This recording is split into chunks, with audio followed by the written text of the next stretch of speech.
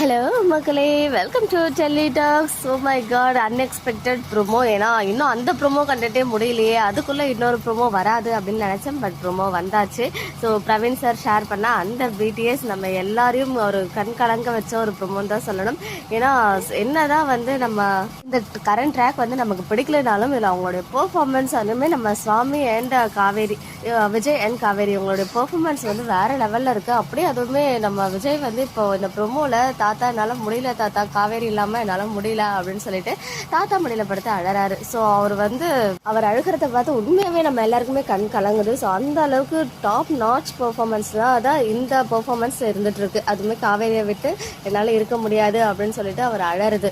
இன்னொரு சைட் காவேரியுமே அங்கே அழுதுட்டு தான் இருக்காங்க. ஸோ ஃபர்ஸ்ட் ஆஃப் ப்ரோமோ வந்து இன்னைக்கு எபிசோடோட சீனை அப்படியே வந்து ப்ரோமோவாக வச்சிருக்காங்க. அதுவுமே பரவாயில்ல. அந்த சீனுமே வந்து பார்த்தீங்கன்னா வெண்ணிலா கிட்ட செம்ம கோவமாக கத்தி, ஈவன் வெண்ணிலா வந்த பிறகு இப்போதான் ஃபர்ஸ்ட் டைம் இவ்வளோ கோவமாக பேசுறாரு. அதுவுமே காவேரியோடைய புருஷா அப்படின்னு சொல்லிட்டு வர்றதெல்லாம் ரிப்பீட் மோட்ல பார்க்குற மாதிரி தான் இருக்கு. ஸோ தாத்தா கிட்ட ஃபீல் பண்ணி அழறாரு. ஈவன் தாத்தாவுமே வந்து கண் கலங்குறாரு பேரனுடைய நிலைமையை பார்த்து. ஸோ சூன் எல்லாமே மாறும். ஏன்னா தயவு செஞ்சு இது இன்னும் ஒரு வாரத்துக்குலாம் இதே மாதிரி அழுகாச்சு சீன்லாம் வந்துச்சுன்னா கண்டிப்பாக யாருனாலுமே தாங்கவே முடியாது.